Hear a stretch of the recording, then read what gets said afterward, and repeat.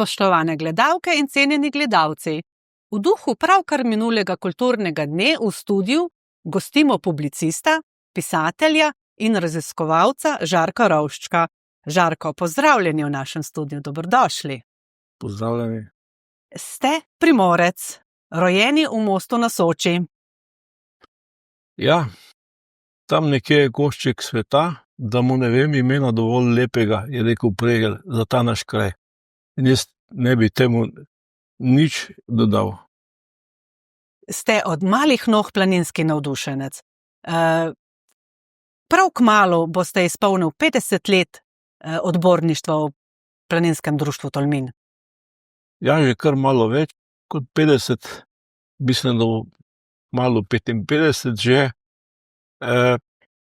Začel sem zelo majhen, mlad, hoditi v gore. 4 leta sem imel, ko me je oče peljal na Črnoprst. Takrat so oskrbovali postojanko na Črni prsti, Planinsko društvo Most na Soči, katerega član je bil v gospodarskem odboru, in so tedensko nosili živež tam gor. In nekega dne me je povabil s sabo in to je bil moj krst. Že od malih nog tudi pišete. Ja, pisati sem začel v času Mladinskega kluba na Mostu na Soči, ki je bil dosti aktiven in je bilo treba občasno tudi kaj napisati, poročati o delu, tudi za medije. Leta 1974 sem pa napisal prvi članek v Planinski vestnik in tako kot verjetno večina današnjih ali pa nekdanjih planinskih piscev začel to pot ravno v tej naši najstarejši reviji. Ki še obstaja, ki še vedno izhaja. Že leta 1996 ste uredili zbornik ob 100-letnici Planinskega društva Tolmin. To je bilo veliko delo. Ja, urejanje je bilo še kar veliko delo.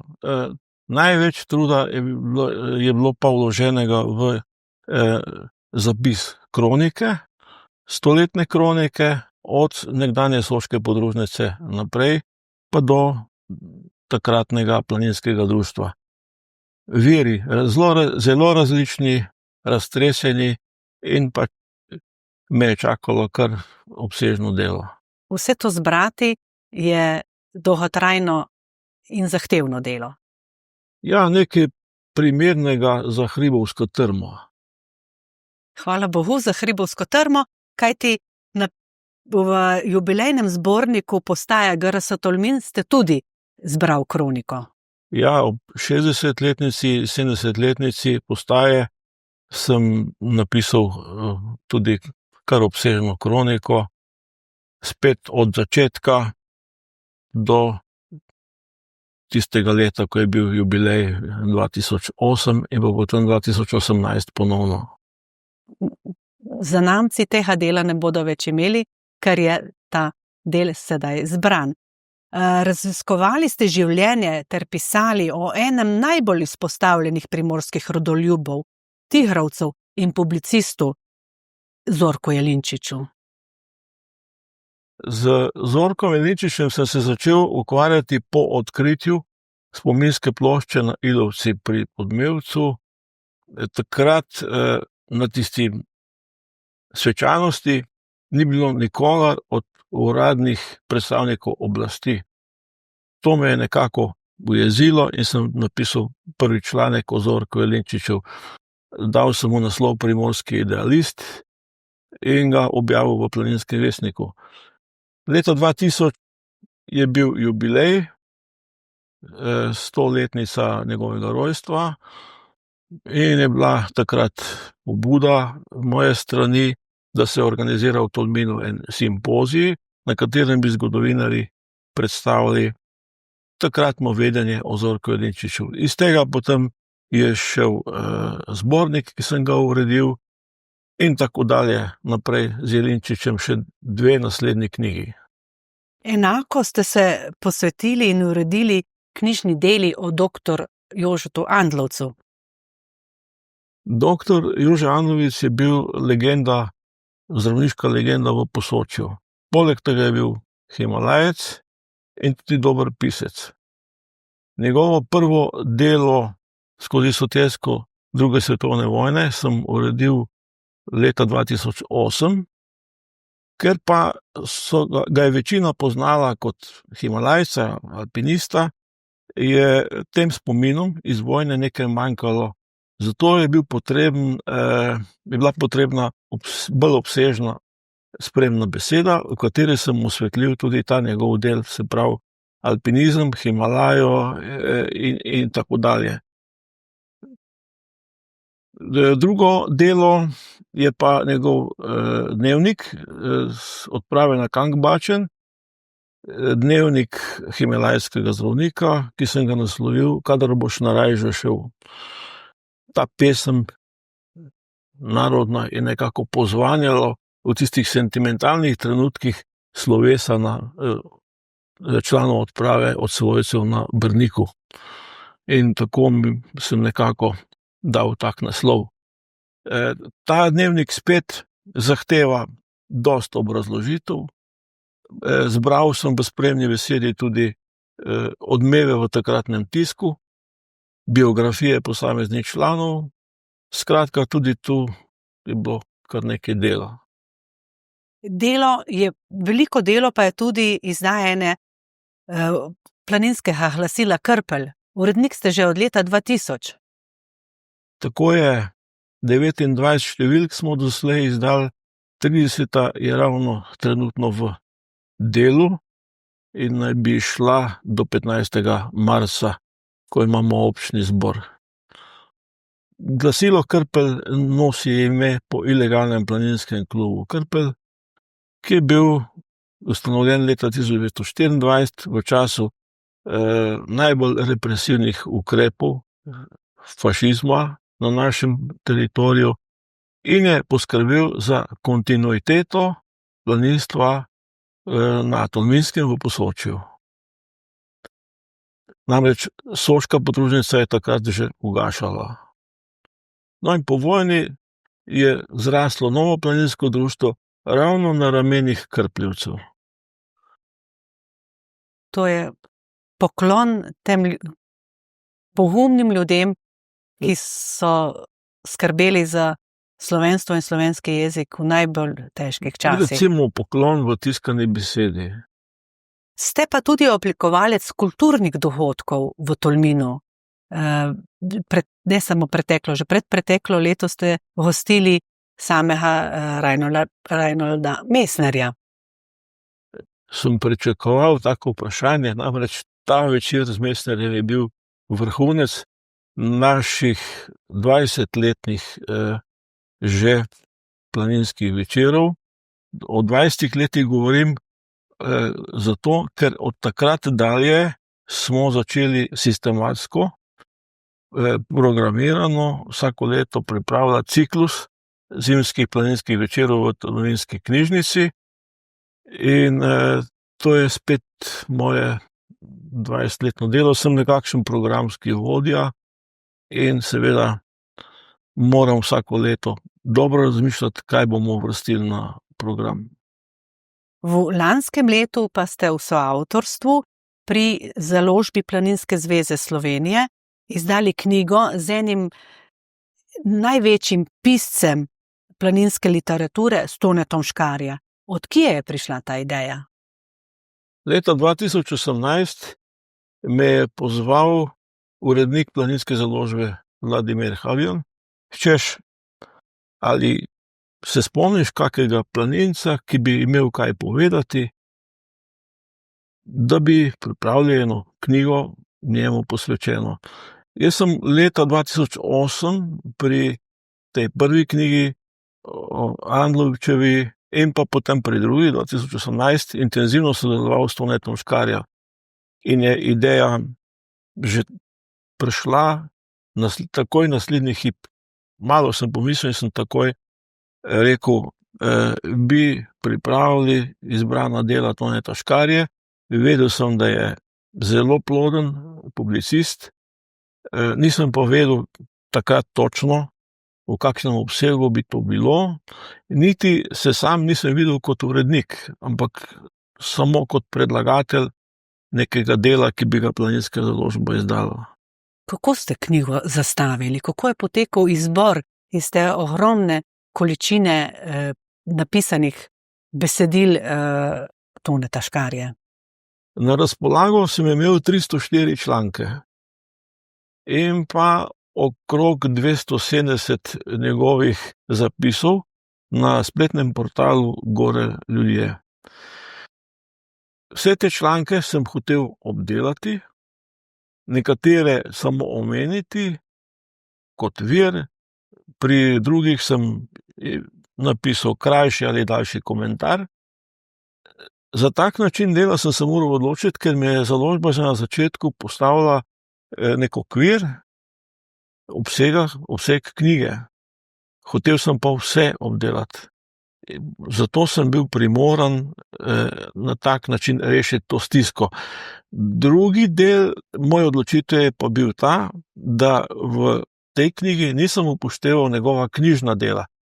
Škarje je napisal 4 knjige, soavtor je bil pa pri enih, mislim, da 9 knjigah. Knjige sem pustil na miru, sem rekel, knjige so ljudje že dosti brali, so bolj dosegljive, članke zbrati pa ni tako enostavno in nobeden se jih ne bo lotil, če jih jaz ne obdelam v eni knjigi. Knjiga ima 2 dela. Ja, prvi del so, kot sem že omenil, ti komentarji posameznih člankov, v drugem delu je pa izbor člankov, zapisov v različni periodiki, pač tam, kamor je Škarja pisal.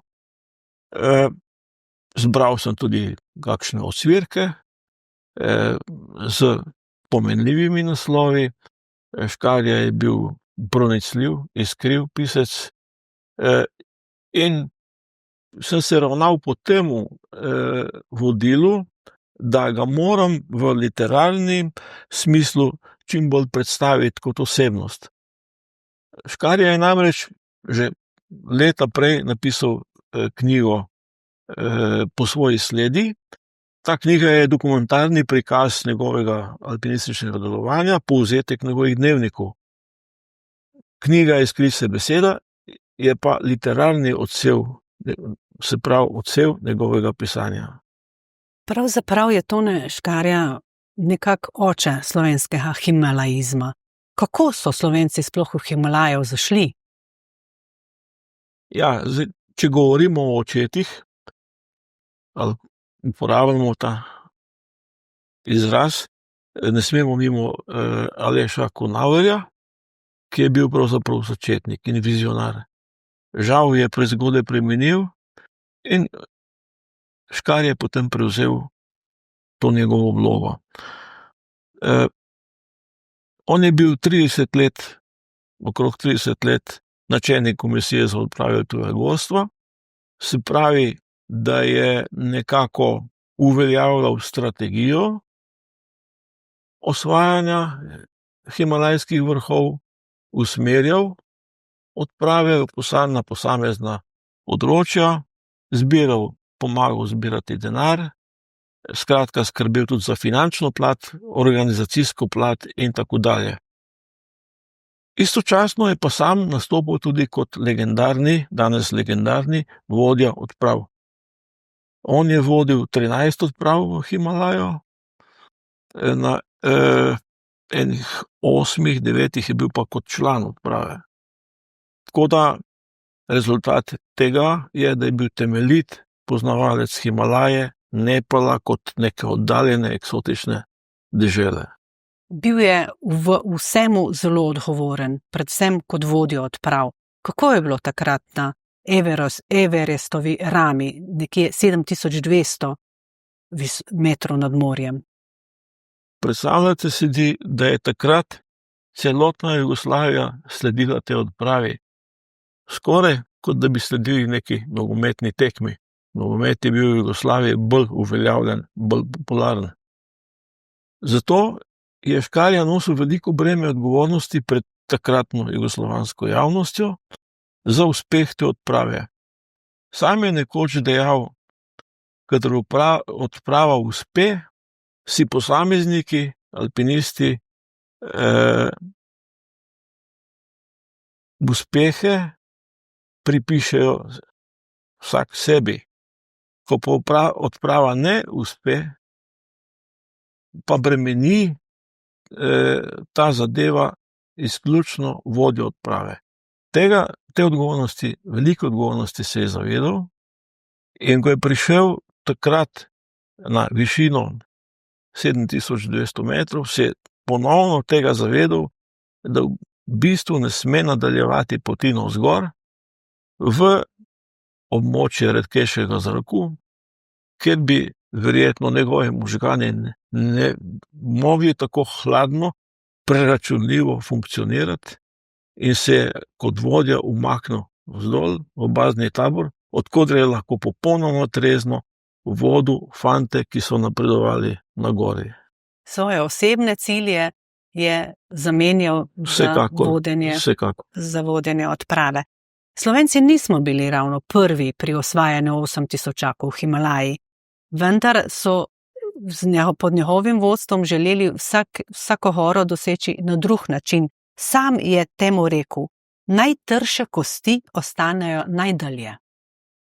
Ja, normalno, najprej so opravili nalogo na vrhovih, ki so bili lažje dostopni, mogoče na lažji način, preko tako imenovanih normalnih pristopov, ki so pa tudi težki. Spet se nad 8000 metrov, tudi po normalnih pristopih, tudi ni tako lahko.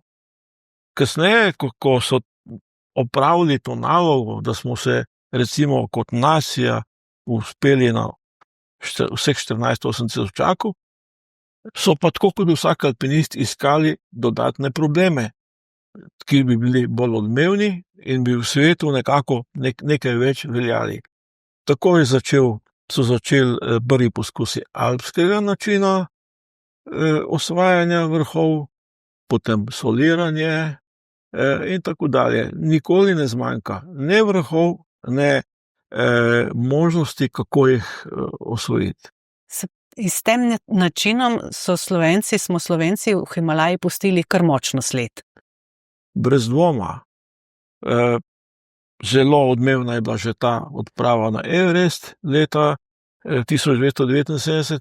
Njej so pa sledile še pomembne odprave, za katere je pa značilno, da alpinisti niso več delovali tako složno, usmerjeno samo v en cilj.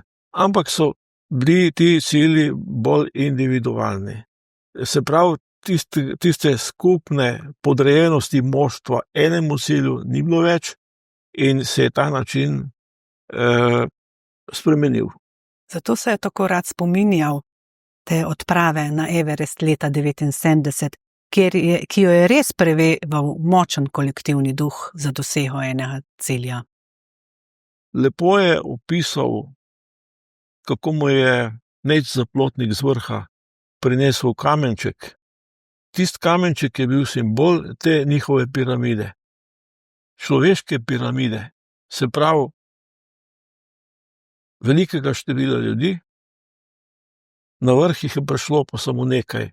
Ampak tistih nekaj ne bi nikoli prišlo na vrh, če ne bi od spodaj navzgor po vseh taborih imeli podpore. To je bila verižni način osvajanja gore. Ne? To je bil še klasičen način. In vzpon na Everest je bil tudi zadnji tak poskus velike moštvene odprave za en sam cilj. Vsa simbolika te piramide je v tistem kamenčku, ki ga je tudi Škarja hranil zelo skrbno doma. Za razliko od ostalih športov so alpinistični rezultati trajni in v bistvu s časom še pridobivajo na vrednosti. Če običajne druge športne dosežke ocenjujemo samo iz športnega vidika, je pa v alpinizmu tako, da je pomemben tako z vidika naroda, ki jih pač izvaja to dejavnost, kot iz vidika gostujoče dežele, kjer se ta dosežek opravi. Ker pride tudi v zgodovino, recimo v primeru Himalaje, Nepala ali pa Pakistana in dežel, v katerih alpinisti delujejo. Se pravi, tu je ta trajnost veliko večja, veliko bolj se usidra v zavest ljudi in tudi v samo zgodovino. Nihče ne bi bil tako visoko, če ne bi stal na ramenih drugih, je rekel Škarja. In to je tudi jedro občutja, ko obrnemo zadnjo stran v knjigi, ki sta jo lani izdala. Govorila sva že o tej piramidi, ne? To pove vse o tem, da tisti, ki pride na vrh, mora biti hvaležen tudi ostalim, ki so v ozadju. Tako je tudi v življenju, sicer za vse dosežke je še vedno nekdo od zadaj, ki jih podpira, pa mogoče ni viden. Ki je pripomogel k enemu uspehu. Tudi Škarja je svojim pisanjem začel v najstarejši reviji v Planinskem vestniku. Tam je imel objavljenih veliko člankov. Škarjev prvi članek je bil objavljen leta 1959. Ves čas do svojega slovesa je objavljal v vestniku. Res pa je, da je kasneje, predvsem po odpravi na Everest, se njegov krog dopisovanja v različno periodiko razširil na časopise, postal je gostujoče pero v Delu, v drugih časopisih, celo v Idrijskih razgledih je imel objave. Postal je pač znan tudi kot pisec, ne samo kot alpinist, in je bil vabljen na različne strani, da je pisal. Njegov zadnji članek je šel leta 2019, se pravi leto pred smrtjo, in ima tudi pomenljiv naslov Kaj reči na koncu. To je v bistvu nekrolog Davu Karničarju, posvečen Davu Karničarju, zato sem ga tudi v izboru dal na zadnje mesto, ki predstavlja neko simbolično slovo Škarja kot pisca. Pisal je ob vseh pomembnih obletnicah, pisal je o ljudeh, ki so bili sestavni del alpinizma. Če je na trenutke izgledal kot nek hladen, preračunljiv človek, predvsem na odpravah, kjer je imel veliko breme odgovornosti, je pa predvsem v teh spominskih člankih alpinistom, ki so se poslovili, se ponesrečili, pokazal tudi svoja čustva. Čustvo je pokazal tudi ob vsakem uspehu, pa tudi žalostnih trenutkih na odpravah. Takrat se je dobesedno zjokal in izpraznil vso tisto energijo, ki se je nabirala v teh dolgih dnevih in nočeh. Vztrajen je bil v delu, bil je vztrajen v pisanju in tudi v branju. S tem sta si precej podobna. Ja, ne bi se rad meril z njim, ker mu tako glede literarne višine, kot tudi nadmorske višine ne pridem niti ne do gležnjev. Tako da s to oceno se ne bi popolnoma strinjal. Moram pa reči to, da to delo, ki ga tudi jaz opravljam, pa zahteva vztrajnost. Vztrajnosti mi pa res ne manjka. In, Žarko, če zaključiva na koncu, kdo je dober alpinist? Dober alpinist je star alpinist. Se reče temu tako? Vsekakor.